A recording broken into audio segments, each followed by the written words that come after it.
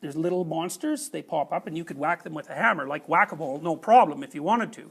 But if you don't do that for 360,000 decisions, then they all aggregate into this looming chaos monster, and the probability that that thing's going to eat you is, or that you're going to live in its belly, because that's where you end up. It's a very bad idea, and it's often the case that people just don't have enough time and energy left, or willpower, or character by that time, because they're destroying their own character. They've had it. You cannot help them. You cannot fix it. They're done. They can't be rescued from hell. What does it mean to say live in their belly? That's a metaphor, but what would that be like? Oh, that's easy. It's like. Remember I told you about those experiments with the married couples? The ones that are going to get divorced. They walk into the little bed and breakfast and it's, "Hi dear," and with a kind of no eyes smile. It's like, that's a predatory smile. It's like, "I kind of like you, but these are really teeth and they're for eating." You know, really, it's not pleasant. And so they're interacting with each other. Both of them are really nice, but they're not. They're not nice at all. They're carnivorous right to the damn core. And so on the surface, it's all roses and sunshine, and like a little inch below, it's all like like if you could see they're unconscious, you'd see two people with their hands around each other's throat. And their body knows that, because up goes the cortisol, up goes the heart rate, they're sweating away. You know, that's the belly of the beast. That's what that is. And your body, it's smart, it knows where you are. You can ignore it, which you do. It's like, "Oh, this isn't too bad." It's like, yeah, it is. It's really bad. It's really, really, really bad. And you do that long enough, it's like, good luck for you. You've polluted your psyche and your surroundings to such a degree that you can't fix it. And it gets worse than that, because if you stay there long enough, you won't even want to fix it. You'll be so angry at yourself or the other person that you're going to try as hard as you can to do everything you possibly can to make it as bad as you possibly can. And since you have virtually an unlimited imagination for evil, it can get really bad. So when you get into a self-sustaining spiral at some point, and that's a hellish descent. And the reason that hell is bottomless is because no matter how bad it is, there's some damn devious, nasty, horrible little thing that you can do, that you will do, that will make it worse. So, people who think that hell isn't real, they're just not paying any attention at all. It's plenty real.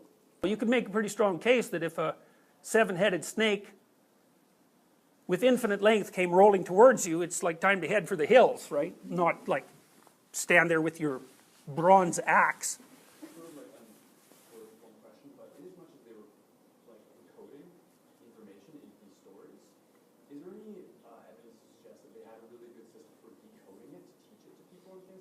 Sure, but it wasn't conscious. It was mimicry, which is how you do it too. You don't go to a movie like Iron Man, because Iron Man's mythological to the core, especially the Avengers movie. It had a brilliant mythological theme. And you don't go there and watch Iron Man and then come out and say, well, let's decode Iron Man into his behavioral micro elements and incorporate those. You don't do that. You're gripped by it. You're gripped by it. And the transmission of information is at a level that's below articulation. It's imagistic. So maybe it's modifying the structure of the contents of your right hemisphere, who God only knows. It's embodied. That's why you know what happens. You take a kid out to see a Superman movie and then you bring them home. What do they want to do? They want to put on a little Superman cape and wander around being Superman, And that's the level at which the information is being transmitted. So that, well, what's Superman like? Well, we'll play that out. And to the degree that you can play it out, then the Superman element, insofar as you can mimic it, now becomes part of your behavioral repertoire. So, did they know what they were doing? Depends on what you mean by know. Could they fully articulate what they were doing? No, but neither can we. So, that's what they knew. Like, they weren't taking something they knew in an articulated form and saying, let's represent it as a hydra and a hero. It's completely the other way around. It's like, we don't know what the hell we're doing, but it seems sort of like a guy with a bronze axe attacking a snake. It's like, What kind of snake? Well, it's an infinite snake with many heads. You know, and that would have been a work of imagination. Maybe conscious imagination, you know, like, because those are artistic productions, definitely. But they're products of fantasy. So this chaos monster, dragon, breaks itself into two things. That's the initial differentiation. So it breaks itself into the Great Father and the Great Mother. So that's the emergence. So it's the Great Mother, in some sense, emerges first and the Great Father second, although you can't really say that. Like, the way the myths work is that three things emerge at the same time. The Great Mother, so that's kind of the unknown as you confront it, and the Great Father, which is you as a reader, and then the hero, which is you as an active agent. You might say one of those precedes the other, but that isn't how it works. In the myths it just says, no, as soon as things split, that's what they split into. There has to be something, there has to be the interpretation of something, and there has to be the interpreter. Those are the fundamental elements of being.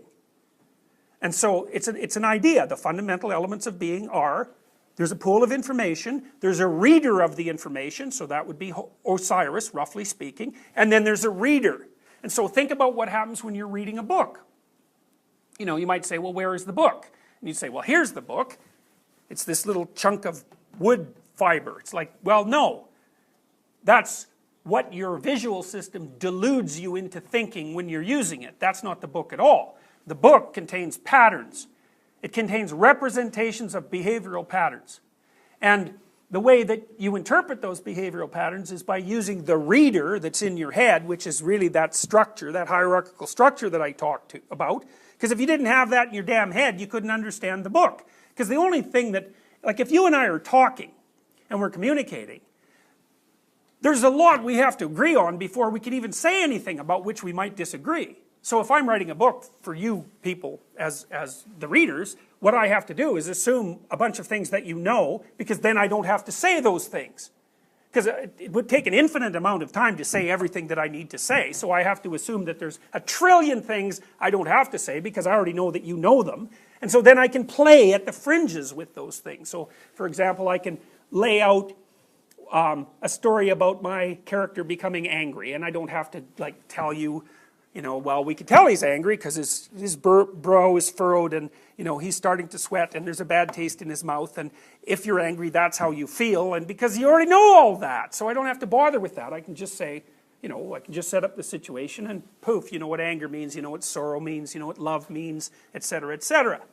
So that's why the reader has to be there and the thing to read, sorry, the structure, the interpreter has to be there, and the thing that's doing the interpretation and the thing that's being interpreted have to all come out at the same time. Poof.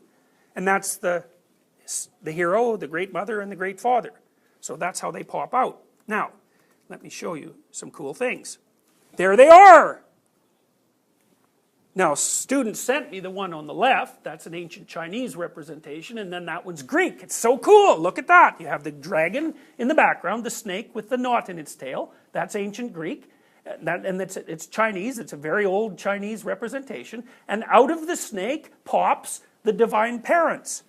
Well, why is that? Well, it's partly because that one of the primary things that emerges out of undifferentiated reality for human beings is the male and the female, the father and the mother. I mean, that's the first things you come into contact with, roughly speaking, when you emerge out of the void. And that's archetypal. We know who a father is, we know who a mother is. It's like, that's the differentiation of the genders. What time is it? Yeah, okay. Okay, well, let's leave it there. That's good. Now we've got into the Great Mother and the Great Father, and I'm going to show you their symbolic representation, and they're positive, because one of the things that happens is you get the Great Mother and the Great Father pop up, and then the next thing is that they differentiate, again, and they differentiate into positive mother and negative mother, and positive father and negative father. And then at the same time, the product of those two things, which is the hero, that also emerges, and it differentiates into the hero and the adversary. And so then you have enough at that point, you have enough differentiation at that point in terms of representation that you can basically encapsulate the whole world. And so that's at the base of our conceptual structures.